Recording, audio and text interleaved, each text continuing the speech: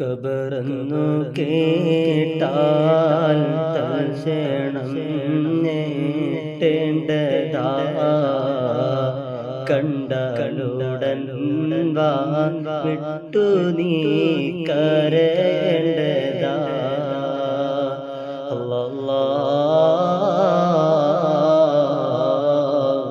എത്ര പരിശുദ്ധമാണ് ഖുർആൻ എന്നറിയോ?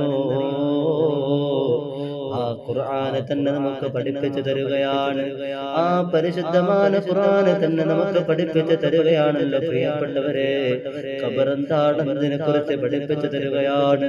ഹബീബായ പ്രവാചകർ സല്ലല്ലാഹു അലൈഹി വസല്ലമ തങ്ങൾ നമുക്ക് പഠിപ്പിച്ചു തരുകയാണല്ലോ. ഖബർ എന്താണെന്ന് പഠിപ്പിച്ചു തരുകയാണല്ലോ പ്രിയപ്പെട്ടവരെ. ഇതല്ലേ മഹാനായ തഴവ ഉസ്താദ് പാടി പറഞ്ഞു പോയ ബൈത്തുകള്. ഖബറെന്നു കേട്ടാൽ തൽക്ഷണം ഞെട്ടേണ്ടതാ കണ്ടാലുടൻ വാവിട്ടു നീ കരയേണ്ടതാ. ഭയാനകമായ ഖബറെന്ന ലോകത്തെ കുറിച്ച് പറഞ്ഞു പോയെങ്കില് എന്താണ് ഖബറെന്ന് മനസ്സിലാക്കണം പ്രിയപ്പെട്ടവരെ. എന്താണ് ഖബറെന്ന് നമ്മൾ മനസ്സിലാക്കണം പ്രിയപ്പെട്ടവരെ. ഖബറിന്റെ അവസ്ഥ എന്താണ്? ഒരു മനുഷ്യന് മരണപ്പെട്ട് കഴിഞ്ഞാൽ അവനെ ഖബറിലേക്ക് കൊണ്ടുവെക്കുമ്പോ ആ ഖബറൊന്ന് അവനെ ഞെരുക്കുകയാണെന്ന് കെട്ടിപ്പിടിക്കുകയാണ് പ്രിയപ്പെട്ടവരെ. പൂരാ കൂരിട്ടാകുന്ന ആറിടവും ഇരുട്ടായ ഭവനമാണ് ലോകമായ ഖബർ. ആ ഖബറെന്ന ഭയാനകമായ ലോകത്തേക്ക് എന്നെ നിങ്ങളെ ഇറക്കി വെക്കുമ്പോ ആ ഖബറിൽ പ്രകാശം വേണ്ടേ? ആ ഖബറിലൊരു വെളിച്ചം വേണ്ടേ ചെറുപ്പക്കാരാ? ഈ സമയത്ത് ഓരോ സമയങ്ങളും വേസ്റ്റാക്കിക്കൊണ്ടിരിക്കുകയാ. ഓരോ സമയം ചുമ്മാ കളയുകയാണ്. അല്ലാഹു തന്ന സമയമാണല്ലോ പ്രിയപ്പെട്ടവരെ. ആ സമയത്തിനൊരു വില പോലും നീ കൊടുക്കാതെ പോകുമ്പോ നാളെ നിന്റെ റബ്ബിനോട് നീ എന്ത് സമാധാനം പറയേണ്ടി വരും പ്രിയപ്പെട്ടവരെ.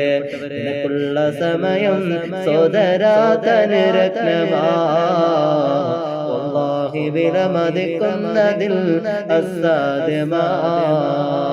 ഖബറെന്ന ലോകത്തെ കുറിച്ച് അല്ലാഹുവിന്റെ റസൂൽ പറഞ്ഞു തരുകയാണ് എന്റെ പ്രിയപ്പെട്ടവരെ. ഒരു സമയം പോലും കളയല്ലേ, ഒരു സമയം പോലും പാഴാക്കല്ലേ, ഒരു സമയം പോലും വേസ്റ്റാക്കല്ലേ. അല്ലാഹു തന്ന സമയമാണ് ഇത്. നീ റബ്ബിനോട് പറയേണ്ട കാര്യമാണ്. അതുകൊണ്ട് വേസ്റ്റാക്കല്ലേ.